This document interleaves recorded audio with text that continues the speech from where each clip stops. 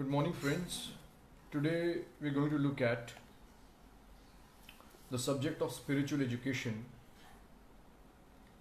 and that is in the light of Sri Aurobindo. And whatever ideas I'm going to present now, are from the teachings of Sri Aurobindo. Before I begin, I will like to tell you a bit about the work and contribution of Sri Aurobindo. And that is from a famous Vedic scholar. Good morning. Famous Vedic scholar Sri T.V. Kapali Shastri. There was a Swami named Swami Shuddhanand Bharti, and he wrote on the subject of the life of Sri Aurobindo. And that work is called Sri Arvinda Prakasham, that tells us about the life story of Sri Aurobindo and his excellence and his ability. I'll read a few lines from that, जिससे कि आपको पता चले कि श्री औरोबिंदो की ability और achievements क्या थे. In giving this account of Sri Aurobindo's life, the author says in effect, turn to any side of his life. A Himalayan loftiness arrests your view. Look at the Indian boy coming out of a foreign university in brilliant colors with the first class classical tripos. तो महर्षि अरविंद के बारे में ये बताया गया है यहाँ पर कि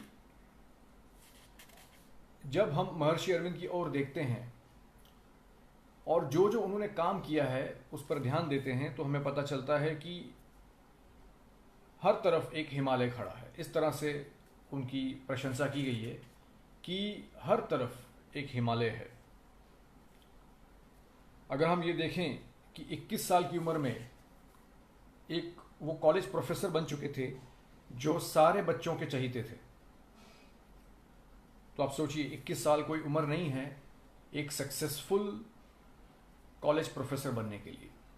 उस उम्र में एक जो यंगस्टर है वो बहुत ज़्यादा कुछ ज़िंदगी के बारे में जानता नहीं है. प्रोफेसर बनना तो बहुत दूर की बात है. तो 21 साल की उम्र में उन्हें सारे ही लोग बच्चे बहुत पसंद करते थे और वो बहुत ही पॉपुलर हो चुके थे. And the public around and the ruler of the state turn to the linguist. बाद में महर्षि अरविंद भाषा के ज्ञाता, भाषा के जानकार बन गए. उनको विभिन्न भाषाओं का ज्ञान हो गया, जैसे कि Greek, Latin, Sanskrit, European, Indian, French, German, Italian, English, Bengali, Marathi, Gujarati. बहुत रेयर केसेस में ऐसे स्कॉलर्स पाए जाते हैं जो अलग अलग भाषाओं का ज्ञान रखते हैं. और वो भी महर्षि अरविंद खुद इंग्लैंड जब इतने साल रहे तो उन्हें भारत की भाषाओं का ज्ञान ही नहीं था. उन्होंने जो बंगाली, मराठी या गुजराती, हिंदी सीखी वो भारत में आने के बाद सीखी. जो प्राइमरी एजुकेशन था उनका पहले का, कॉलेज तक लेवल का, वो उन्होंने इंग्लैंड में पूरा किया. उसके बाद आके उन्होंने इंग्लिश, बंगाली, मराठी, गुजराती और हिंदी का ज्ञान प्राप्त किया. फिर आगे इस वर्क है जो श्री अरविंद प्रकाशम, उसमें बताया गया है कि turn to the poet of patriotism with his life at the altar of the mother. तो एक स्वतंत्रता सेनानी के रूप में भी महर्षि अरविंद जाने गए हैं. बहुत जबरदस्त बड़े पॉलिटिकल लीडर और बहुत बड़े जर्नलिस्ट भी थे श्री अरविंद. तो ये भी एक वन ऑफ द अचीवमेंट्स है महर्षि अरविंद की.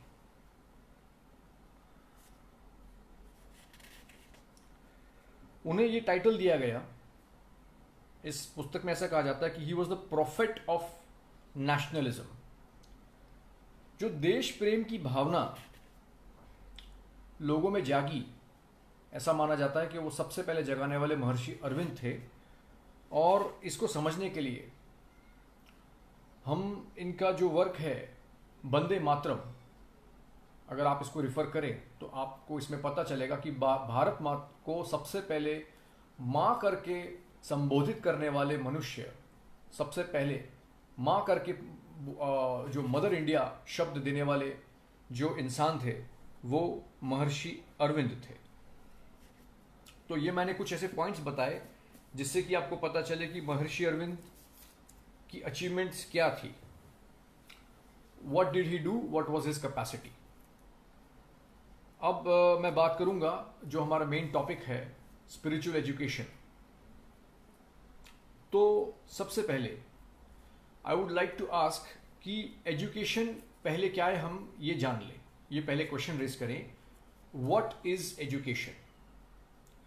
एजुकेशन वो नहीं है जो सिर्फ हम क्लासरूम के अंदर लेते हैं, ये 24 घंटे चलती रहती है। अब आजकल माँ बाप ये गलती करते हैं, कहते हैं कि मैंने बच्चे को स्कूल भेज दिया, मेरी ड्यूटी खत्म हो चुकी है, I have nothing else to do. लेकिन ये बहुत भारी गलती है, क्योंकि एजुकेशन जो है वो 24 घंटे चलता है। इनफैक्ट अगर आप ज़्यादा डेप्थ में जाएं तो मैं आगे इसके डिटेल में जाऊंगा कि एजुकेशन स्टार्ट कहाँ से होता है। लेकिन एजुकेशन सिर्फ स्कूल में नहीं होता है। हमारा जो सोसाइटी है वो हमें एजुकेट करता है, वो हमें विचार, धारणाएं, सूझबूझ, समझ, हमारा सोसाइटी, हमारे माँ बाप, हमारे आसपास के लोग दे रहे हैं। स्कूल का रोल सिर्फ इसमें 6 घंटे 8 घंटे का रोल को लेकर ये कहना कि सारी ड्यूटी स्कूल की है, तो ये गलत बात है। सोसाइटी और पेरेंट्स अपनी रिस्पॉन्सिबिलिटी से बच रहे हैं। आज ये हो रहा है, बहुत सारे ऐसे पेरेंट्स भी हैं जो अपनी रिस्पॉन्सिबिलिटी से भाग रहे हैं। तो ये एक गलत एक्शन है, अपनी रिस्पॉन्सिबिलिटी से भागना नहीं है, क्योंकि हमें समझना है education is happening around the clock, not inside the classroom only. ठीक है, तो कोई भी अगर बच्चा स्कूल चला गया उसके अलावा क्या वो एजुकेशन नहीं लेता है? वो बिल्कुल उसके अलावा भी एजुकेशन लेता है। इसकी बात मैं और डिटेल में आगे करूंगा। अब दूसरा प्रश्न हम रेज करते हैं, व्हाट इज स्पिरिचुअल, आध्यात्मिक। अब स्पिरिचुअल के बहुत सारे मीनिंग है, लेकिन मैं फोकस करूंगा जो हमारा भारत का मीनिंग है आध्यात्म, उस पर मैं फोकस करूंगा और उसकी मैं बात करूंगा। वैसे इंग्लिश में स्पिरिचुअल के बहुत सारे मीनिंग हो सकते हैं, इमोशनल भी हो सकता है, और इसमें और भी मीनिंग हो सकते हैं कि दूसरी दुनिया की जहां बात की जाए उसको भी स्पिरिचुअल कहा जाता है कुछ बार। तो इसको समझना चाहिए इस वर्ड को। लेकिन मैं आज जो बात करने वाला हूं वो आध्यात्मिक के संदर्भ में, कि आध्यात्म क्या है। तो हमारा क्वेश्चन ये खड़ा होता है कि आध्यात्मिक एजुकेशन क्या है, व्हाट इज स्पिरिचुअल एजुकेशन। हर तरफ एजुकेशन की बात है, लेकिन स्पिरिचुअल एजुकेशन इसकी बात हर तरफ नहीं हो रही है। अब मैं एक बहुत इंपॉर्टेंट बात कर रहा हूं कि हमारे भारत में, अगर आपने ज़्यादातर टीचर्स को भी पता होगा ये, और आज ये बात बहुत कॉमनली सब जानते हैं कि मैकॉली जो था उसने अपने सीनियर्स को ये बताया कि अगर भारत को कंट्रोल करना है और भारत पे विजय पानी है तो उसका एक ही रास्ता है, भारत का करुण रज्जु तोड़ा जाए, जो कि अध्यात्म है। तो उन्होंने कहा, लॉर्ड मैकॉली ने अपने प्रपोजल में, और वो प्रपोजल ये था कि भारत का एजुकेशन सिस्टम बनाना था, तो उन्होंने अपने प्रपोजल में ये कहा कि we have to break their backbone, their backbone is their spirituality. तो हम लॉर्ड मैकॉली ये डीपली समझता था कि हमारा करुण रज्जु है वो हमारा अध्यात्म है, और उसके ऊपर हमारा जीवन सारा आधारित है। तो उसको भंग करने का प्रयास में वो आज बहुत हद तक लॉर्ड मैकॉली, मैं कहूंगा कि सक्सेसफुल हो चुका। और उसका आज जो हमारी एजुकेशन सिस्टम में प्रॉब्लम्स हैं, तो वो हमारे एजुकेशन में स्पिरिचुअलिटी नहीं है, उस कारण की वजह से हमारे एजुकेशन सिस्टम में सारे प्रॉब्लम्स हैं।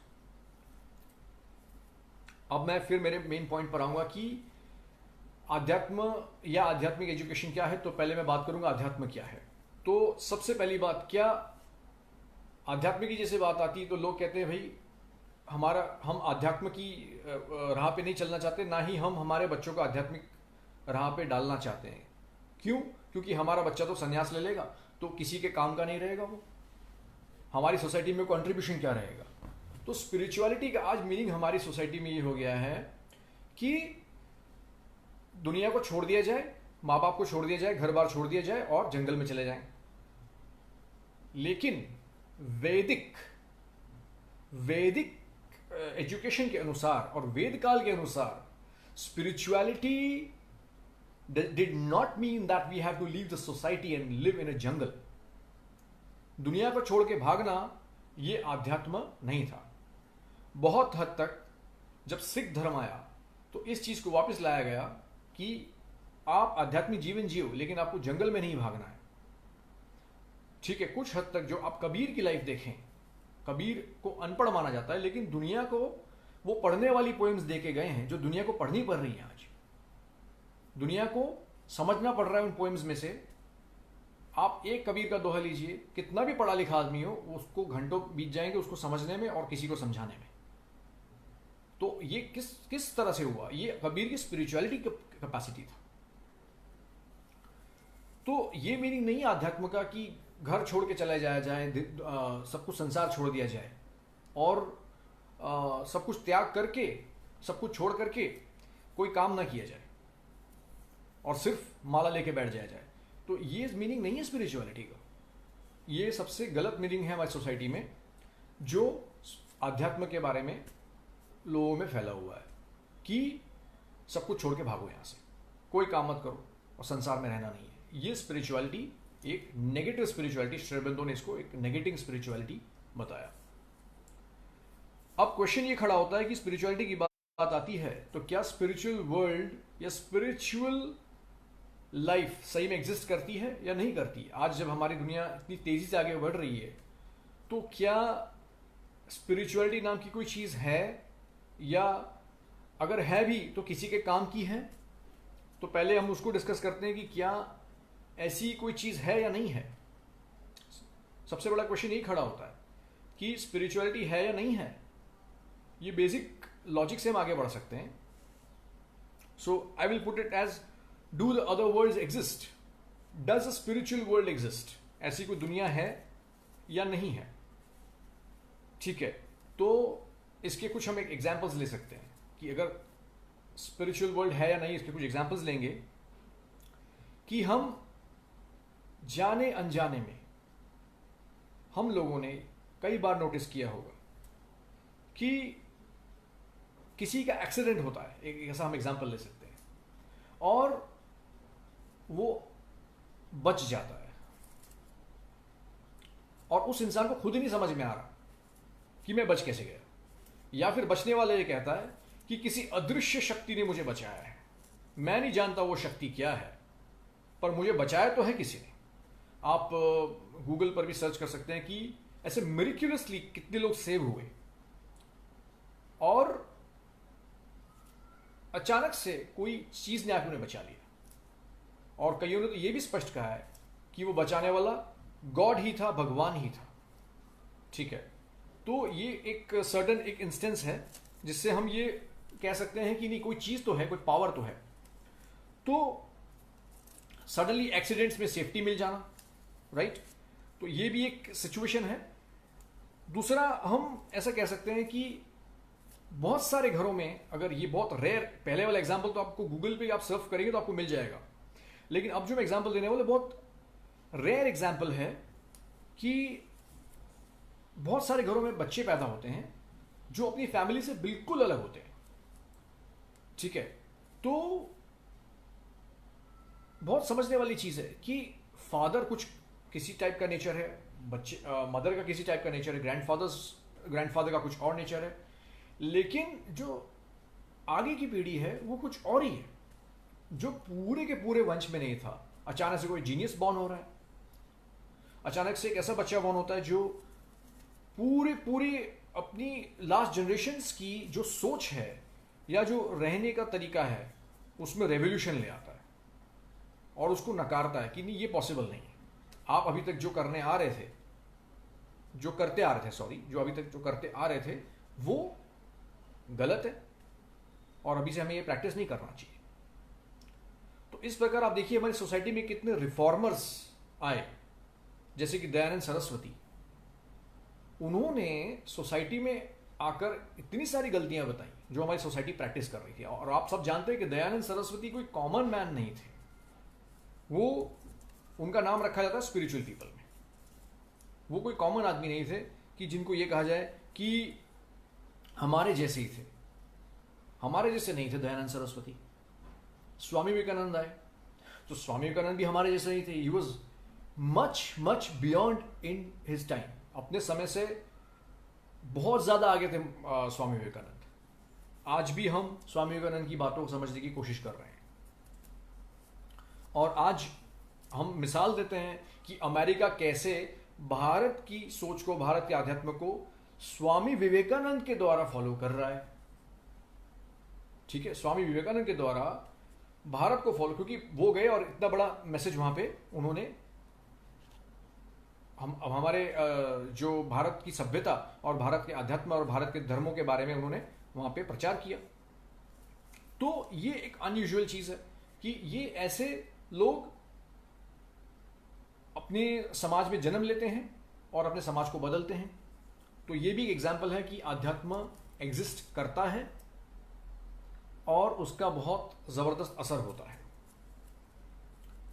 कहीं इसमें क्वेश्चन रीबर्थ का भी आता है कि अगर लोग बॉर्न हो रहे हैं फिर से, तो क्या वो अपने संस्कार वापस लेके आ रहे हैं और नए संस्कार वो सीखते हैं, तो किस तरह सीखते हैं, ये खुद में एक बहुत बड़ा सब्जेक्ट है। अब इसमें सबसे बड़ा विषय जो कनेक्टेड है, अगर हम हमारे कल्चर के डीप में जाएं, तो सबसे बड़ा विषय जो कनेक्टेड है वो अभिमन्यु का है। सबसे बड़ा एग्जाम्पल अभिमन्यु का है हमारे पास, कि अभिमन्यु कहा जाता है कि माता के गर्भ में चक्रव्यूह तोड़ना सीख गया था। अब इस पर डिबेट हो सकती है कि ये बात सच है कि झूठ है, कि अभिमन्यु में ये क्षमता थी कि नहीं। बहुत लोग कहते नहीं थी और बहुत लोग कहते कि थी। अब ये सब्जेक्ट विश्वास का भी है और लॉजिक का भी है, जिसके ऊपर हम लॉजिक भी बता सकते हैं कि अभिमन्यु में ये क्षमता थी। तो ये पूरा एक अपने आप में एक सब्जेक्ट है कि गर्भ संस्कार, उसका एक पूरा सब्जेक्ट है कि क्या बच्चा अपनी मां के पेट में चीजें सीखता है। अब इसका बेसिक एग्जांपल हम लेते हैं कि आपके फैमिली में जो भी बच्चे होते हैं, मैंने आपको पहले बताया, वो रेयरली आपसे अलग होते हैं।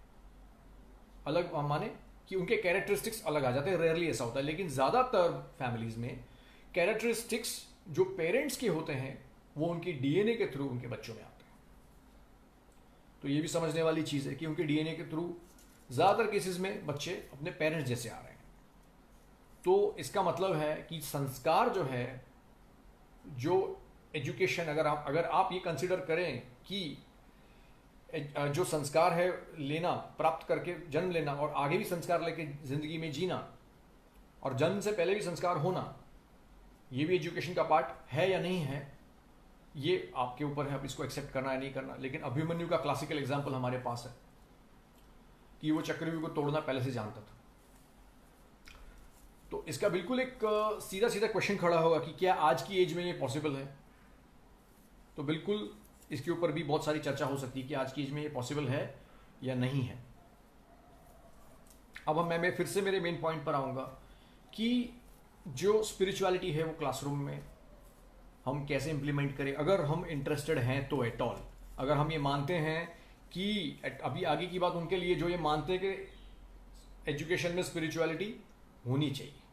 बाकी ऐसे बहुत सारे लोग मत रखते होंगे कि एजुकेशन में स्पिरिचुअलिटी पॉसिबल नहीं है, तो उनके लिए मेरी आगे की बात नहीं है और उनको मैं किसी भी टाइप का फोर्स नहीं कर सकता कहने के लिए कि आप मेरी बात मानिए और उस हिसाब से चलिए। लेकिन अगर ऐसी कोई पॉसिबिलिटी हम कंसीडर करते हैं कि एजुकेशन में स्पिरिचुअलिटी होनी चाहिए और पालनी चाहिए हमें, तो फिर क्वेश्चन ये खड़ा होता है कि पूरे का पूरा सिस्टम हमको रिवैम्प करना पड़ेगा, सब कुछ बदलना पड़ेगा, नया हमें कुछ लाना पड़ेगा। वो क्या है? वो हमारा स्पिरिचुअल वैल्यूज जो भारत के थे पहले, उसके लिए हमारे पास क्या चीज़ है? तो हमारे पास आज की तारीख में हमारे शास्त्र हैं, और हमारे पास क्या रेफरेंस है?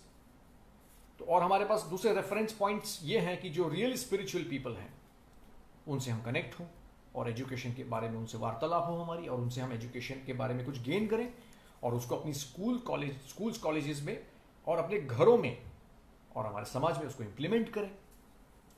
तो ये हमारे पास एक तरीका है जो मैं सजेशन आपको दे रहा हूँ। दूसरे हमारे शास्त्र कौन से हैं जो हमारे लिए यूजफुल हो सकते हैं एजुकेशन, स्पिरिचुअल एजुकेशन को लेकर? तो उसमें हमारे पास क्लियरली है वेदास हैं।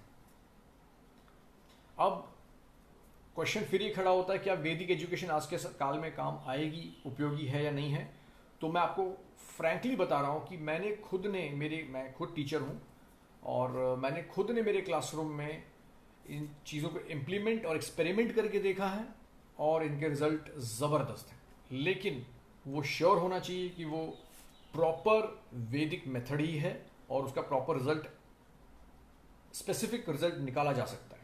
क्योंकि आज education unfortunately market of business बन गया है, तो कोई भी चीज़ को वैदिक के, आज बहुत सारी चीज़ों में वैदिक टैग लगा के बेचा जा रहा है, तो वो बहुत एक दुख की बात है, जिसकी बात मैं भी नहीं करूँगा। लेकिन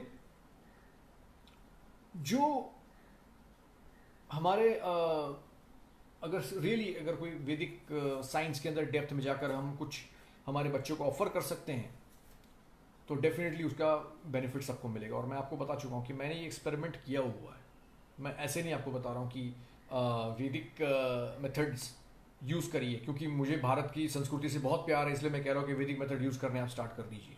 नहीं, कोई इसका रिजल्ट लाना पॉसिबल है, इसलिए मैं इसकी बात कर रहा हूँ। अब वेदास के बारे में थोड़ा मैं आपको बताऊं कि वेदास में क्या दिया हुआ है। तो ज़्यादातर लोगों को पता होगा, हितेश पुरी जी के कमेंट अभी आ रहे हैं, उनको काफ़ी इन चीज़ों के बारे में जानकारी है, इसलिए उनके कमेंट्स से मैं समझ पा रहा हूँ उनके। बाकी सारे तो याली हो के कमेंट्स हैं। तो वेदास के अंदर जो मेजर कॉन्सेप्ट है उसको हमें समझना पड़ेगा अगर हम वैदिक एजुकेशन को लाना चाहते हैं। तो वेदास का मेजर कॉन्सेप्ट है war between the devas and the asuras. ठीक है, स्पिरिचुअलिटी अगर हम प्रैक्टिस करते हैं या समझते हैं या अप्लाई करना चाहते हैं, तो हम बिल्कुल ये फील कर सकते हैं कि हमारी लाइफ एक बहुत बड़ी वॉर खुद में है। तो महर्षि अरविंद ने जब इनको भगवद गीता को समझाया, तो उसमें बताया कि अर्जुन को भूल नहीं जाना है हमें, कि अर्जुन एक पुराने काल का मनुष्य था, और वहाँ महाभारत में बहुत बड़ा युद्ध हुआ था, और उस युद्ध को हमें एक पाठ की तरह पढ़ के उसकी पूजा करनी है। ये अप्रोच नहीं है श्री अरबिंदो की स्पिरिचुअल एजुकेशन में। यहाँ पर ये अप्रोच है कि अर्जुन को एक क्लासिकल एग्जाम्पल, एक बहुत ही इंपॉर्टेंट एग्जाम्पल समझ के माना जाए कि अर्जुन एक बहुत बड़ा टाइपल है, बहुत इंपॉर्टेंट एक सोल है, जिसको श्री कृष्ण चूज करते हैं। ये श्री अरबिंदो का व्यू था कि जिसको श्री कृष्ण चूज करते हैं सर्टन वर्क के लिए। तो आगे इसमें यह है कि माधव पंडित जी इनके बहुत इम्पॉर्टेंट डिसाइपल रहे महर्षि अरविंद के, और श्री अरबिंदो जो आश्रम है वहाँ के वो सेक्रेटरी रहे हैं। तो उन्होंने एक्सप्लेन किया कि अर्जुन को इस तरह से अप्रोच किया जाए कि अर्जुन जो है वो एक ऐसा एग्जाम्पल है जो हर मनुष्य के अंदर है। अगर आप ये अप्रोच यूज करते हैं कि मैं खुद अर्जुन हूँ, और अब अर्जुन के सामने क्वेश्चन क्या है, अर्जुन के सामने हर समय एक क्वेश्चन है कि मैं सिलेक्शन क्या करूँ, मैं इस तरफ जाऊँ या मैं उस तरफ जाऊँ। अब ये जो बातें हैं ये हम हमारी क्लासरूम में समझाना बच्चों को शुरू करें, तो क्या उनका कैरेक्टर मोल्ड नहीं होगा? क्या वो कुछ अपने जीवन में कर नहीं पाएंगे अगर ये एग्जाम्पल्स को लेंगे तो?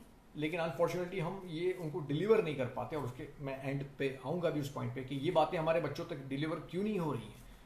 जो हमारे इम्पॉर्टेंट एग्जाम्पल्स हैं हमारी हिस्ट्री के, और इम्पॉर्टेंट हमारे शास्त्र में से पॉइंट्स है, वो डिलीवर क्यों नहीं हो रहे हमारे बच्चों में, उस पॉइंट पर भी मैं आगे आऊँगा। तो अर्जुन जो है, मैं इस बात को कर रहा था कि मैं खुद अर्जुन हूँ, ये मानना है मुझे, और मुझे हर समय ये चुनाव करना है कि मुझे सही या गलत में से चुनना कौन सा।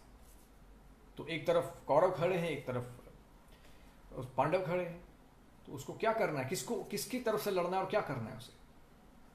तो श्री कृष्ण गाइड्स है। तो यहाँ की श्री कृष्ण की गाइडेंस का एक बहुत बड़ा क्वेश्चन आता है यहाँ पर। तो ये इस क्वेश्चन को समझना है कि how do we have to go head, what approach do we have to use. तो यहाँ पे एक बहुत टिपिकल अप्रोच है जो मैं टीचर्स से भी शेयर करना चाहूँगा, पेरेंट्स से भी शेयर करना चाहूँगा, और खुद के लिए भी मेरे लिए भी लेसन है कि यहाँ पे एक सरेंडर की अप्रोच है कि मैं आत्मसमर्पण करता हूँ उस महाशक्ति को जो गाइड कर रही है। और फिर देखिए गाइडेंस कैसे बदल जाता है, एक्शन कैसे बदलता है, आपकी लाइफ कैसे बदलती है। हम सभी लोग तरह तरह की मुश्किलों से निकलते हैं। तो टीचर हैं आप, जो जिस भी फील्ड में हैं, तो उस फील्ड में रहते हुए उस सुप्रीम गाइडेंस को ट्रस्ट करना है हमें। तो अर्जुन जो है वो फंस गया था, वो समझ नहीं पा रहा था कि मैं क्या करूं। तो श्री कृष्ण कहते तू मुझे सुन, तू और किसी की तरफ मत देख। तो इस चीज़ को हमें समझना है कि ये जो सिंबल समझाया गया है उसको समझना है कि आप समझें कि कहाँ से आपको गाइडेंस लेना है। तो गाइडेंस आपको विथ फेथ भगवान से ही आएगा, और कहीं से आपको आज के युग में, आज जिस सिचुएशन में हम हैं वहाँ से रेयरली प्रॉपर गाइडेंस आता है, हर जगह मिस गाइडेंस है। आप देखिए अपने बच्चों की हालत, आज आप हैं, मैं हूँ, हमारी सोसाइटी के आसपास देखिए बच्चों की हालत क्या है। हर बच्चा मोबाइल पे लगा हुआ है, हर बच्चा टीवी पे एक ऐसी वैल्यू गेन करता है, इस तरह की चीज़ सीखता है जो आप उसको बिल्कुल नहीं सिखाना चाहते। आप बिल्कुल नहीं चाहोगे कि आप टीचर हो और आपके स्कूल में ऐसा बच्चा है और वो आके गाली गलौज करता है, आप बिल्कुल ये नहीं चाहते। मैं पता है जो भी सिंसियर टीचर है वो कभी नहीं ये चीज़ चाहता है। मैं खुद टीचर हूँ तो मैं बिल्कुल ये नहीं चाहूँगा कि मेरा स्टूडेंट गाली सीखे और किसी और को गाली दे जाकर। पर ये अनफॉर्चुनेटली देखिए, आप कितने सारे बच्चे आपको मिलेंगे जो 4 लेटर वर्ड यूज़ करते हैं। प्रैक्टिकल बात आपको बता रहा हूँ, वो सीखते कहाँ से? आप तो नहीं सिखाते, उनके पेरेंट्स भी नहीं सिखा रहे हैं। 99% पेरेंट्स, 1% हम छोड़ देते हैं, 99% पेरेंट्स अपने बच्चे को ऐसी चीज़ें नहीं सिखाते, फिर भी वो कहीं से कैचअप करके आते हैं। तो स्ट्रगल बहुत बड़ा है, ठीक है। और उसके बीच में हमको देनी है स्पिरिचुअल एजुकेशन, ठीक है। तो अब बात, अभी मैं एक और कमेंट अजय पटनायक का देख रहा हूं जिसमें क्लियर लिखा है go back to the Vedas. तो इनका कमेंट सही है, लेकिन प्योरली वैदिक वे पे हम नहीं जा सकेंगे। हमें खुद का भी अपना खुद सोच लगानी पड़ेगी, और उस वेदास को समझते हुए, वेदास को निगलेक्ट तो नहीं करेंगे हम, लेकिन वेदास को समझते हुए हमें हमारा भी दिमाग यूज़ करना पड़ेगा, ठीक है। तो अजय पटनायक जी का कमेंट राइट है, लेकिन हमें हमारा भी दिमाग उपयोग करना पड़ेगा। प्योरली वेदास के मेथड को आज के समय में 100% अप्लाई नहीं कर सकते हम, लेकिन हमें हमारी सोच और तरीके इसमें यूज़ करने पड़ेंगे। वेदास इस तरह से नहीं बने। वेदास के बारे में आपको बता रहा था कि वेदास के अंदर देवों और असुरों की लड़ाई बताई गई है। तो वेदास आपको इंडिकेट करते हैं, पूरे सोल्यूशन नहीं दे देते हैं सारा, हमें हमारी सोच लगानी है उसके अंदर। अब यहां से मैं थोड़ा आगे डाइवर्ट करूंगा कि वेदास में बताया गया है कि देवों और असुरों की लड़ाई कैसे हो रही है। वही सिचुएशन में जो मैंने अर्जुन का आपको एग्जांपल दिया, वही सिचुएशन में अर्जुन है, ज़्यादा डिफरेंस नहीं है इसके अंदर। तो हर इंसान के सामने चॉइस आता है, तो हमें हमारे स्टूडेंट्स को भी बताना है कि आपके सामने भी एक चॉइस आएगा, और वो चॉइस आपको सोच समझ के लेना है। ज़रा सा आपने गलत चॉइस लिया तो आपको पता नहीं, कुछ ही सालों में आप ऐसे रास्ते पे पहुंच जाओगे, आपको खुद को नहीं पता होगा कि मैं कहाँ आ गया और मेरे साथ क्या हो गया। तो चॉइस बहुत इंपॉर्टेंट है। अब प्रैक्टिकली अगर क्लासरूम के अंदर बात करें, अगर मैंने आपको ये देवास और असुरास की बात की है, तो प्रैक्टिकली कहाँ पर हम बच्चों के साथ ही इम्प्लीमेंट कर सकते हैं। तो आप देखोगे, आप खुद और आपके स्टूडेंट्स और बच्चे, इनमें कुछ एबिलिटीज़ हैं, उन एबिलिटीज़ की तरफ आप फोकस करें, जैसे कि वो इमेजिनेशन, ड्रीमिंग, फीलिंग, फैंसीइंग, ठीक है, और सर्टन काइंड ऑफ सेंस होना कि ये चीज़ गलत है या सही है, किसको हम सेंस बोलते हैं, या सर्टन पहले से पता चल जाना कि नहीं ये तो ऐसे ही होने वाला है, इसका रिजल्ट तो ये आने वाला है। तो ये इस तरह की एबिलिटीज़ हर बच्चे में और हर इंसान में होती ही है। तो इनको हमें निगलेक्ट नहीं करना है। बहुत बार होता है, हम बच्चों को कहते हैं ज़्यादा कल्पना मत करो, असली जगत, असली जीवन तो बहुत बुरा है। तो इस चीज़ को, जो श्री अरबिंदो की एजुकेशन मेथड है, उसमें इस चीज़ को कंप्लीटली निकालने को बोला है कि किसी भी बच्चे को आप इस तरह से डिस्करेज नहीं करना, इमेजिन करने को। अगर कोई बच्चा आपको, फॉर एग्जांपल मैं आपको बताता हूँ, अगर आपका बच्चा आपके पास आता है और बोलता है कि पापा मुझे तो ना एक उड़ता हुआ घोड़ा दिख रहा है आंखें बंद करके, तो आपको उसको ना नहीं कहना है उस टाइम कि ऐसा कोई उड़ता हुआ घोड़ा नहीं है बेटा, ऐसे घोड़े की बात मत करना मुझसे, तू पागल हो गया है, ऐसा कुछ नहीं होता।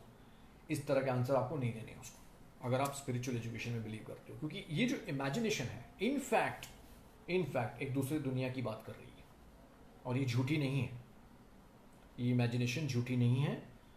सच में उस बच्चे को ये उड़न घोड़ा दिख रहा है, इतना फर्क है आपके देखने और उसके देखने में। सच में उसको ये उड़न घोड़ा दिख रहा है और वो सच में उड़न घोड़ा है, वो देख सकता है, आप नहीं देख सकते। तो उसको मना नहीं करना है कि ऐसी कोई चीज़ नहीं है बेटा। फिर इस तरह की गलती मैंने खुद की हुई। मैंने एक बच्चे को कहा कि वो कहता है मैं तो बहुत स्मार्ट हूँ, मैं तो बहुत इंटेलिजेंट हूँ। अब यहाँ पे बहुत थिन लाइन है जो समझनी है हमें। ये बच्चों के अपने अंदर के सेंस से आती है ये चीज़ें, बहुत थिन लाइन है यहाँ पे। बच्चा कहता है मैं तो बहुत स्मार्ट हूँ, बहुत इंटेलिजेंट हूँ, तो आपको एज ए टीचर सोच समझ के उसे आंसर देना है कि हाँ तुम इंटेलिजेंट हो, लेकिन सिचुएशन वाइज। ये नहीं कि आप बच्चे का गलत ईगो बूस्ट करते रहो कि हाँ तू तो बहुत इंटेलिजेंट है और वो अपना पढ़ाई पे फोकस बंद कर दे। तो आप सोच रहे होंगे कि सडनली मैं प्रैक्टिकल पॉइंट पे कैसे आ गया। तो एक्चुअली ये प्रैक्टिकल पॉइंट है, क्योंकि ये सारी जो एबिलिटीज़ हैं, ये कल्पना कर सकना, दूसरी दुनिया की बातें करना, सपने देखना, सोते हुए सपने देखना और जागते हुए सपने देखना, ये सारी जो चीज़ें हैं ये कनेक्शंस हैं स्पिरिचुअल वर्ल्ड के साथ। तो ये कनेक्शंस को निगलेक्ट नहीं करना है, ये स्पिरिचुअल एजुकेशन से रिलेटेड है और बच्चे में ये ऑलरेडी होते हैं। तो बच्चा जब कल्पना करे, सपना देखे या कुछ महसूस करे, तो उसको मना नहीं करना है आपको। ये बहुत इंपॉर्टेंट चीज़ है, इससे उसका स्पिरिचुअल बेस वीक नहीं हो। एटलीस्ट उसका स्पिरिचुअल बेस हम बना ना सके तो उसको तोड़े नहीं। तो अब दूसरा पॉइंट ये खड़ा होता है कि अगर हम स्पिरिचुअल एजुकेशन बनाना चाहते हैं तो सामने ऑब्स्टिकल एक बहुत बड़ा है हमारे सामने, western lifestyle and western education. ठीक है, तो इसके लिए हमारे सामने क्लियर चॉइस है कि हम वेस्टर्न लाइफस्टाइल को एडॉप्ट करके कंप्लीटली वैसे हो जाना चाहते हैं, या हमारी इंडियन स्पिरिचुअलिटी, इंडियन अध्यात्म की तरफ मुड़ के उस तरह का एनवायरनमेंट हम क्रिएट करना चाहते हैं। हाँ, सो ये काजल मैम का कमेंट बिल्कुल सही है, imagination is the key of creativity. ठीक है, इसी तरह मैं और चीज़ें आपको बताता हूँ। बताइए, मैंने imagination, dreaming, feeling, deeper sense, ठीक है, फैंसी, इन चीज़ों पर भी फोकस होना चाहिए। Intuition and sense of vibration, right, तो ये चीज़ों पर भी फोकस होना चाहिए इमेजिनेशन के साथ साथ।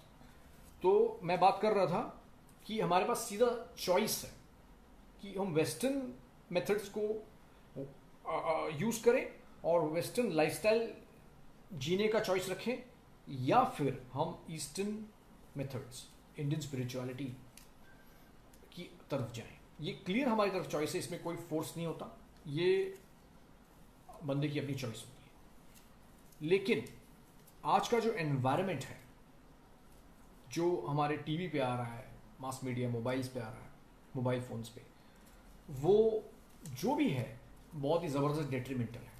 तो उससे हम बचा कैसे सकते हैं बच्चे, या उससे हम उसके साथ साथ हम सेफ गार्ड कैसे कर सकते हैं। तो हमें घर के अंदर हमारे, इनफैक्ट स्कूल के अंदर हमारे स्पिरिचुअल एनवायरनमेंट क्रिएट करना पड़ेगा, जिससे कि बच्चे को खुद रियलाइज अंदर से हो कि मुझे ये चीज़ें वेस्टर्न सोसाइटी से नहीं लेनी है। जैसे कि मैंने आपको 4 लेटर वर्ड का एग्जाम्पल दिया, तो वो बोलना बहुत ही कॉमन हो गया है बच्चों के लिए। तो वो बच्चे को खुद ही अंदर से समझ में आए कि ये चीज़ मुझे नहीं करनी है, ये चीज़ मुझे नहीं लेनी है, गाली मुझे नहीं देनी है, ठीक है, मुझे इस तरह के कपड़े नहीं पहनने, या इस तरह का फूड खाना, राइट, सर्टन वेस्टर्न फूड्स हमारी लाइफ में भी आ रहे हैं, इस तरह का फूड खाना मेरी हेल्थ के लिए, मेरी बॉडी के लिए, या फिर मेरी स्पिरिचुअल माइंडसेट के लिए अच्छा नहीं है। ठीक है, अब मैं स्पेसिफिकली बात करूंगा कि how Shri Aurobindo sees a human being, क्योंकि श्री अरबिंदो का ये सोचना था कि हम ह्यूमन बीइंग को जैसे देखते हैं, जैसे समझते हैं, उस हिसाब से एजुकेशन मोल्ड होता है उसका। तो इसमें क्लियरली दो डिफरेंसेस हैं। अगर तो वेस्टर्न अप्रोच हम यूज करते हैं कि मैं एक इंसान हूं जो पैदा हुआ हूं, एंजॉय करूंगा और मर जाऊंगा, तो स्पिरिचुअलिटी का कोई मीनिंग नहीं है। अगर ये हम वेस्टर्न, इसको बोलते हैं वेस्टर्न माइंडसेट, कि मैं पैदा हुआ हूं, मुझे एंजॉय करना है और मरने से पहले ज्यादा से ज्यादा मेरे जीवन का लुत्फ उठा लेना है, तो फिर स्पिरिचुअलिटी का यहां स्कोप नहीं है। लेकिन अगर हम यहाँ इंडियन माइंडसेट और इंडियन अप्रोच यूज करें, या स्पिरिचुअलिटी का अप्रोच यूज करें कि मैं एक सोल हूं, या मैं एक डिवाइन का पावर हूं और मेरा कोई मिशन है लाइफ में, या मैं कुछ जीवन में करना चाहता हूं, तो अप्रोच पूरा चेंज हो जाएगा। तो इस अप्रोच के अंडर ह्यूमन क्या है और किस तरह से उसका मोल्डिंग है, ये अगर हम समझ लेते हैं इस चीज को, then we will be in condition to train and help our children, right. तो श्री अरबिंदो का ये अप्रोच था कि human is a mind, human is a body, human is a soul, and he is also a vital self. तो इंसान के अंदर क्या है? आज हम स्कूल्स में और घरों में सिर्फ एक ही चीज समझते हैं कि एक जो बच्चा है या जो एक इंसान है वो एक बुद्धिजीवी है, या उसके पास एक माइंड है और हमें उससे तैयार करना है, हमें उसे ट्रेन करना है। लेकिन तीन और एस्पेक्ट्स की मैं बात कर, यहाँ पे श्री अरबिंदो ने बात की और मैं उसकी बात करने जा रहा हूं कि वो एक बॉडी भी है, वो एक आत्मा भी है, और वो एक सोल एनर्जी भी है। जैसे मैंने वर्ड यूज किया वाइटल सेल्फ, तो हमारे उपनिषद में 4 नाम दिए गए हैं जिससे ह्यूमन बीइंग बना हुआ है। अन्नमय कोश, प्राणमय कोश, मनोमय कोश और आनंदमय कोश। और भी कोश है चैतन्य में। तो जो माइंड है, हम क्लासरूम में बच्चे के सिर्फ माइंड से डील कर रहे हैं, बाकी चीजें कहां गई, उसकी बॉडी कहां गई, ठीक है, उसकी लाइफ एनर्जीज, उसके इमोशंस, उसकी फीलिंग्स, वो कहां गए, फिर उसकी बॉडी की ट्रेनिंग कहां गई, और सबसे जिस चीज की इंपॉर्टेंट चीज जिसकी हम आज बात कर रहे हैं, उसकी आत्मा कहां गई, उसकी सोल कहां है। तो अगर अगर हमें इसको डीपली सोचना है, तो पेरेंट्स, टीचर्स और सोसाइटी को भी सोचना पड़ेगा कि हमारी सोल कहाँ है। तभी तो हम उनसे डिस्कस कर पाएंगे बच्चों से कि भाई सोल होती है, तुम्हारी सोल कहाँ है। जब कोई पेरेंट या टीचर खुद की सोल पे फोकस नहीं करता, या खुद ये बिलीव नहीं करता कि मेरी सोल है, मैं एक आत्मा हूँ, जो कि भगवत गीता में स्पष्ट बताया गया है कि मैं आत्मा, तुम एक आत्मा हो, और आत्मा की क्या क्या कैपेसिटीज होती हैं, क्या क्या एबिलिटीज होती है। that is what has been told in the Bhagavad Gita specifically, that the supreme power is the soul, and nothing can destroy that unique power. But do we really care to understand, appreciate and cherish this concept of the Bhagavad Gita? ये question है आज हमारे सामने। क्या हम really ये भगवत गीता के concept को हमारे जीवन में उतारना चाहते हैं, और क्या हम खुद ये सोचते हैं कि मैं ये आत्मा हूं? तो जब हम ये सोचेंगे खुद, या खुद हम मेडिटेशन करेंगे, तभी तो हमारे किसी बच्चे को कह पाएंगे, एडवाइस कर पाएंगे, बेटा आप भी मेडिटेशन किया करो। हम खुद ही मेडिटेशन नहीं करते, तो हम किसी बच्चे को कैसे कहें बेटा मेडिटेट करो, राइट? तो ये बहुत बड़ा एक क्वेश्चन खड़ा हो जाता है हमारे सामने। अब श्री अरबिंदो के एजुकेशन मेथड के अंदर क्या क्या कैसे कैसे ट्रेन होता है, उसका मैं छोटा सा आपको ग्लिम्स दूंगा कि इंपॉर्टेंस दी गई है कि बच्चे के अंदर एक ब्यूटी का सेंस हो, ठीक है, उसे समझ में आए व्हाट इज। हमारे श्री अरबिंदो आश्रम के स्कॉलर हैं, उन्होंने ये सजेस्ट किया है कि अगर आप बच्चों में ब्यूटी का सेंस क्रिएट करोगे तो वो अगली चीज़ों को खुद ही रिजेक्ट कर देंगे। आपको ये नहीं बताना पड़ेगा कि देखो ये चीज़ टीवी पर मत देखो, इस तरह की बात किसी से मत करो, गाली मत बोलो। वो खुद ही खुद ही अगली चीज़ों को रिजेक्ट करना शुरू कर देंगे। ठीक है, तो आप समझते हैं ये सारी चीज़ें जो मैंने बताई, गाली गलौज और ये सब झगड़े, गुस्सा, ये अगली चीज़ें हैं। तो जैसे जैसे उसमें ब्यूटी का सेंस आएगा वो खुद ही इसको रिजेक्ट करेगा। दूसरी चीज़ है नॉलेज, जो कि एस्पेक्ट है जी हाँ जी, काजल मैम का कमेंट है, if you understand we are all soul then everything will be sorted. ठीक है, तो ये सुप्रीम सीक्रेट है जो मैम ने लिखा है यहाँ पर, कि यदि हम ये समझ जाए कि हम सब आत्मा हैं तो और कोई दिक्कत ही नहीं आती, फिर और कोई प्रश्न भी खड़ा नहीं होता है और कोई मन मुटाव भी नहीं होता। तो ये बिल्कुल उन्होंने सही चीज़ लिखी है जिससे हम सब एग्री करेंगे। सो दूसरा एस्पेक्ट है नॉलेज। जो नॉलेज का एस्पेक्ट है वो बहुत इंपॉर्टेंट एस्पेक्ट है और वो ह्यूमन के माइंड से डील करता है। जो ब्यूटी का एस्पेक्ट है वो हमारे सेंसेस और बॉडी से डील करता है। तो बच्चे के अंदर ये एबिलिटी क्रिएट की जाए कि वो नॉलेज गेन कर सके, ना कि रोज उसे खड़ा करके हम नॉलेज दें। तो यहाँ पे बहुत इंपॉर्टेंट श्री अरबिंदो ने सूत्र दिया था कि आज की हमारी एजुकेशन किस तरह चल रही है। बच्चों को बिठाया जाता है, सामने टीचर आता है और लंबे लंबे प्रवचन करता है, जो अभी मैं कर रहा हूँ आपके साथ लंबी लंबी बात, ये उसी तरह से और उससे ज़्यादा इसमें फ़र्क नहीं है। तो जो ये लंबी लंबी बातें होती हैं, हम सिर्फ इन्फॉर्मेशन ड्रिल करते हैं, बच्चों के अंदर इन्फॉर्मेशन भरने की कोशिश करते हैं। ये तरीका नहीं है। उसके माइंड को इस तरह से सक्षम बनाया जाए। श्री अरबिंदो का ये सजेशन था कि उसके माइंड के अंदर ही इस तरह की एबिलिटी क्रिएट की जाए कि वो नॉलेज खुद ले ले, टीचर जा के उसमें नॉलेज को पुश ना करे। किसी के अंदर हम नॉलेज पुश नहीं कर सकते। तो श्री अरबिंदो ने एक सूत्र दिया था, नथिंग कैन बी टॉट। आप कोई चीज़, आप सब टीचर्स हैं, पेरेंट्स हैं, आपने एक्सपीरियंस किया होगा कि आप किसी बच्चे को कोई चीज़ पढ़ाने की कोशिश करते हो, बच्चा वो चीज़ नहीं पढ़ता है क्योंकि उसकी मर्जी नहीं, वो लेना ही नहीं चाहता। फिर आप कहते हो कि बच्चा आलसी है, ऐसा है, वैसा है, बहुत सारी बातें हम इस तरह की बातें हम करते हैं जो कि गलत बातें हैं एक्चुअली, क्योंकि वो लेना ही नहीं चाहता।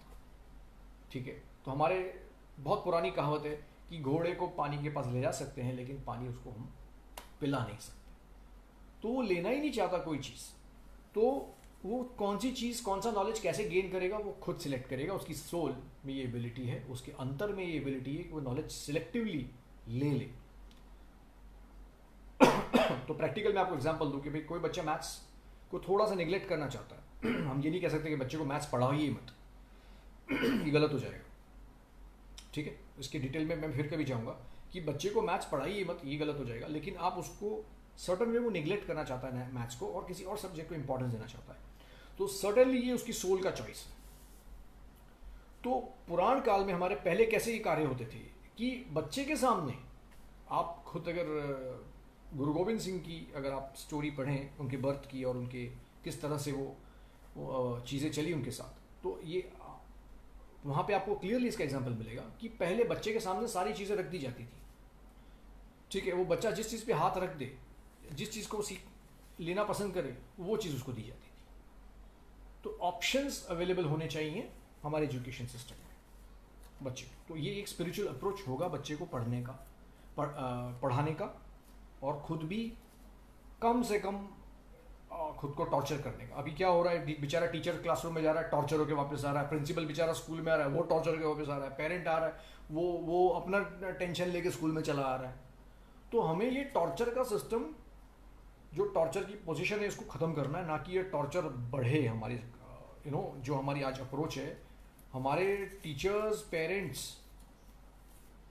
स्कूल मैनेजमेंट भी ये सब पीड़ित है और परेशान है। इनको इनकी पीड़ा और परेशानी से हमें आध्यात्म के द्वारा की मदद से निकालना है, ना कि हमें ये अप्रोच नहीं यूज़ करनी है कि मैंने पैसे दिए हैं अब तुम बच्चे को पढ़ाओ। ये कैसे, ये ऐसे पॉसिबल नहीं है, ये पॉसिबल नहीं। ये सबसे वर्स्ट अप्रोच है कि मैंने पैसे भर दिए स्कूल में, तुम पढ़ाए हो, तुम पढ़ा क्यों नहीं रहे हो। तो ये सोच सबके लिए परेशानी बनी हुई है। So any how, at all मैंने पहले ही कहा था कि अगर हम ये बिलीव करते हैं कि स्पिरिचुअल नाम की कोई चीज़ एग्जिस्ट करती है तो हमें उसकी स्पिरिचुअल अप्रोचेस भी हमें लगानी पड़ेंगी और यूज़ करनी पड़ेगी। तो सर्टन वैल्यूज़ हमें जो है स्पिरिचुअल वो हमें खुद भी प्रैक्टिस करने पड़ेंगे और अप्लाई करने पड़ेंगे। तो वो क्या है वो वैल्यूज़, तो हम समझें कि वो वैल्यूज़ क्या है, कौन से स्पिरिचुअल वैल्यूज़ हैं, कौन से स्पिरिचुअल वैल्यूज़ नहीं हैं। जो लोग इंटरेस्टेड हैं ये उनके लिए है। तो क्लासरूम के अंदर, और मैं आप बिगनिंग में बता दिया था कि एजुकेशन सिर्फ क्लासरूम के अंदर नहीं है, तो घर के अंदर भी, अपने घर पे भी ये प्रैक्टिस किया जाना चाहिए। क्या एग्जाम्पल्स दे रहा हूँ, आप अपनी मर्जी से सिलेक्ट कर सकते हैं। मैं ये नहीं कह रहा कि आप ऐसे ही करो, आप अपनी मर्जी से चल सकते हैं, लेकिन मैं एग्जाम्पल्स आपको दे रहा हूँ कि कौन सी चीज़ें आप प्रैक्टिस कर सकते हैं। घर के अंदर, आपके क्लासरूम के अंदर भी टीचर्स ये चीज़ अप्रोच यूज़ करें, बहुत अच्छा रिजल्ट आपको मिलेगा। मैंने ट्राई किया हुआ है, अच्छा रिजल्ट मिलता है, बच्चे रिस्पॉन्ड करते हैं और इसमें किसी का कोई नुकसान नहीं है। थोड़ा सा आपको टाइम देना रहेगा, कोई और खर्चा नहीं है, ठीक है। तो प्रैक्टिसिंग गुडनेस, अच्छाई, तो अच्छाई की प्रैक्टिस क्या है कि मैं सबसे ज़्यादा अच्छा बर्ताव करूं और व्यवहार में छोटी किसी से गलती होगी उसको माफ़ करने की मुझ में क्षमता होनी चाहिए। किसी को कोई काम नहीं आ रहा है तो मैं उसको मदद करूं, तो इसमें कोऑपरेशन भी आ गई। किसी बच्चे को कोई तकलीफ है तो उसकी मदद करो जाके। तो ये होगी गुडनेस, एक अच्छाई की क्वालिटी, गुडनेस की क्वालिटी प्रैक्टिस की जाए, घर पे भी की जाए, मैं बार बार रिपीट कर रहा हूँ, घर पे भी की जाए, क्लासरूम में भी की जाए, ठीक है। ओवरऑल सोसाइटी की प्रैक्टिस करेगी तब बच्चे चेंज होंगे, क्योंकि कोई भी एग्जाम्पल बच्चा कहीं से उठा के कुछ भी सीख सकता है, ये बात आप याद रखिए। मैं अपने परफेक्ट, बिल्कुल अनमिस्टेकन एक्सपीरियंस से मैं आपको बता रहा हूँ, बच्चा कोई भी चीज़ कहीं से भी सीख सकता है। फिर किसी को हम दोष दें वो अच्छा नहीं है। तो गुडनेस, इसको लाया जाए। फिर क्वालिटी क्या है दूसरी, लव, ठीक है। तो हमारा जो वर्तन है वो प्यार से भरा होना चाहिए बच्चे के साथ, वो बच्चा उसको अडेप्ट करे, सीखे। वो देखिए आप, बेसिक चीज़ है, बहुत पहले से कहा गया है कि जो बंदा देखता है वही सीखता है, जो सुनता है वही। तो इंद्रियों से जो आप वो देख रहा है वही गेन कर रहा है, नई चीज़ तो कोई गेन नहीं करेगा अलग से, ठीक है। आप पुराना एग्जाम्पल आप जानते ही हैं, ये जोक कहा जाता है कि एक पिताजी घर पे होते हैं और कोई उनको मिलने आता है, तो वो कहते हैं भाई बेटा बच्चे को भेज के उसको बोल दो कि मैं घर पे नहीं हूँ। तो बच्चा तो मासूम होता है, बच्चा जाके बोल देता है कि पापा कह रहे हैं मैं घर पे नहीं हूँ। तो ये इससे प्रूव होता है कि बच्चा कभी झूठ बोलना अपनी माँ के गर्भ से सीख के नहीं आया, उसको झूठ बोलना आप सिखाते हो, है ना। ये एग्जाम्पल तो क्लियर है कि झूठ बोलना हम सिखाते हैं बच्चे को, इस जोक से तो बिल्कुल क्लियर है। तो ये प्रैक्टिस की जाए क्लासरूम के अंदर, घर के अंदर, कि झूठ नहीं बोला जाएगा, चाहे थोड़ा बहुत नुकसान हो जाए। आज हमारे सोसाइटी की कंडीशन क्या है, बहुत दुख के साथ कहना पड़ता है कि व्यापार करने के लिए हम कोई भी झूठ बोल सकते हैं, पैसे कमाने के लिए हम कैसा भी काम कर सकते हैं, लेकिन झूठ बोलना तो इतना कॉमन है कि एक जो बिजनेसमैन है वो अपने कस्टमर को झूठ के सिवा कुछ बोलता है, ठीक है। मैंने खुद ने इसको एक्सपेरिमेंट की, जो भी की, मैंने खुद के बिजनेस में प्रैक्टिस लाई कि यहाँ झूठ कोई नहीं बोलेगा, और उससे हमें बहुत तकलीफ भी हुई, फ़ायदा भी हुआ, क्योंकि सब तरफ हर तरफ जब झूठ का माहौल है, हम ये प्रैक्टिस ला रहे हैं, हमारे लिए तो मुश्किल खड़ी होगी, लेकिन इसका रिजल्ट आता है, समय लगता है। बहुत डिफिकल्ट एक्सपेरिमेंट है, मैं नहीं कहूँगा आप ऐसे झटके से इसको कर लोगे, अपने घर के अंदर सभी सच बोलना शुरू कर देंगे। आदत है, झूठ बोलने की आदत पड़ गई, वो जाती भी नहीं है। तो ट्रुथ की प्रैक्टिस, जो कि एक आध्यात्मिक अंग है, उसकी प्रैक्टिस करनी चाहिए, ठीक है। रिस्पेक्ट एंड केयर, ये वैल्यू लाया जाए बच्चे में। लाएंगे कैसे, आपके अंदर होगा, बच्चा देखेगा तब तो होगा। आप बच्चों को ये सीख जा, ये चीज़ें सीखने सिखाने से नहीं आती। ये बिल्कुल, ये वैल्यूज़ है, इन्फेक्शियस है वैल्यूज़। हमारी सोसाइटी आज जो करप्शन का माहौल है वो इन्फेक्शन है, कुछ नहीं है। एक ने की, दूसरे ने की, तीसरे ने की। तो ये झूठ भी ऐसा ही है। झूठ बिल्कुल नहीं कंप्लाई करता स्पिरिचुअल वैल्यूज़ के साथ, कि झूठ बोले, किसी को दगा दे, वो स्पिरिचुअल वैल्यू और स्पिरिचुअल लाइफ के साथ बिल्कुल कंप्लाई नहीं करता है, बिल्कुल सेट नहीं होता। तो अजय पटनायक जी ने भी मैसेज किया है कि this type of approach of parents towards school is big concern for all of us. देखिए, सिर्फ हमें स्कूल से एक बहुत हमारी गलती है कि हम सारे पेरेंट्स हम जो हैं डीपीएस के, कि हम स्कूल से एक्सपेक्ट करते हैं. आप आइए स्कूल में कंट्रीब्यूट कीजिए, काम करिए. हम स्कूल को बोलते हैं ये कर दीजिए वो कर दीजिए, तो उससे नहीं होगा. पेरेंट्स को भी इन्वॉल्व होना पड़ेगा, तभी कुछ होगा. स्कूल अकेली सब कुछ नहीं कर लेगी. तो बहुत बड़ा कंसर्न तो है जो इसे पटनायक जी ने लिखा है, ये बहुत बड़ा ये कंसर्न है हमारे लिए. ठीक है, तो ये कंसर्न ना रहे, सिर्फ हम इसको प्रैक्टिकल कुछ करें तो अच्छा रहेगा हमारे लिए.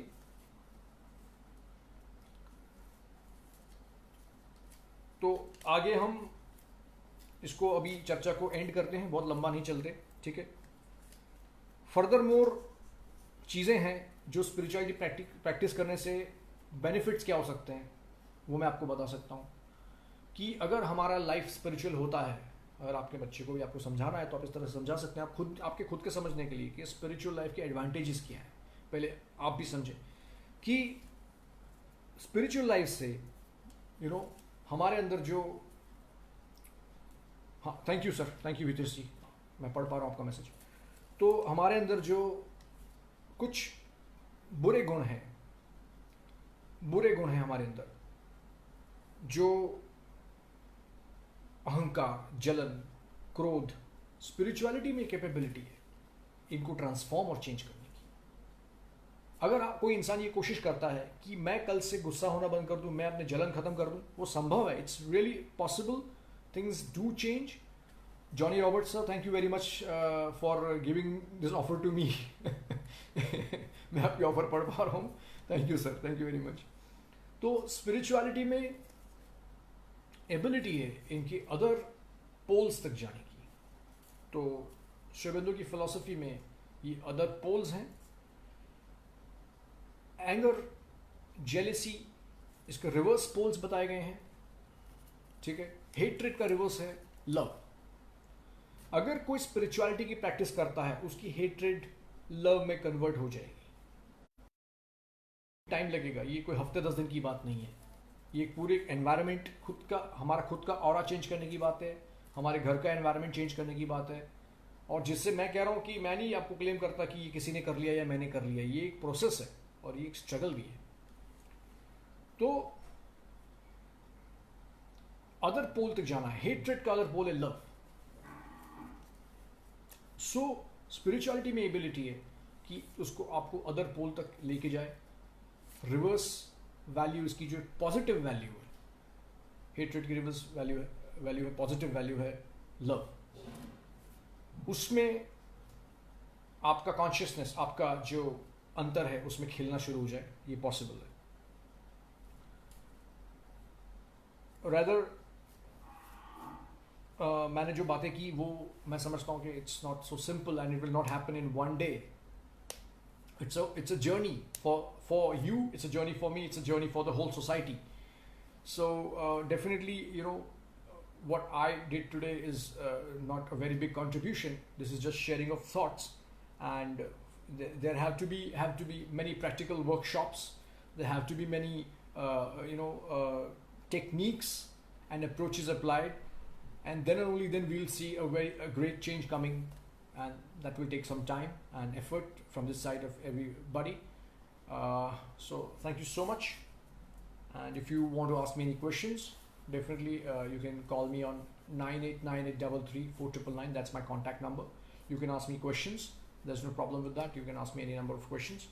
And that's all. Thank you very much. Goodbye. Take care.